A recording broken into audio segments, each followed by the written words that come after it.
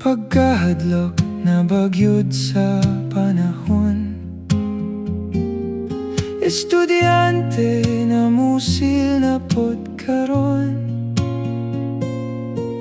Kung unsa may hinungdan ug unsay naingnan, inosente kinahanglang protektahan.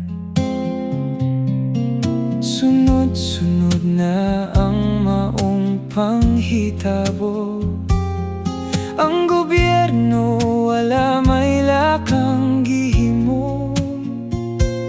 Pila pa ka kinabuhi nga inosenteng makutlo, unya na ba og pamilya na nila'y maigo.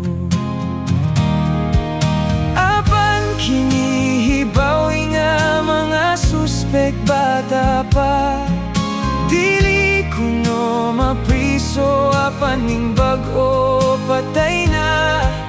Uban pa sa mga nangahimo nga biktima, kamong nang lingkod intawon aksyon na.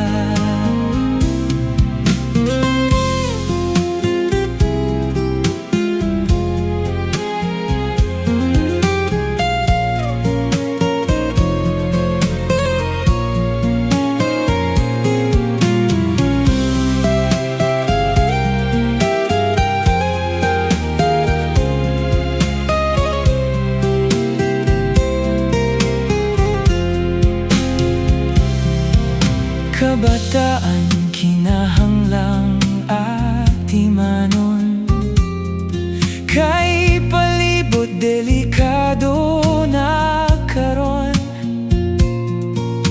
Dali sila malingla sa kabig sa panulay, maong sayo na lang nilang pagpatay.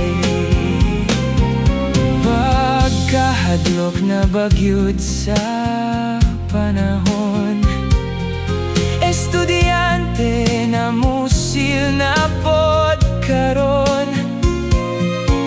Kung unsa may hinungdan ug unsay naingnan, inosente kinahanglang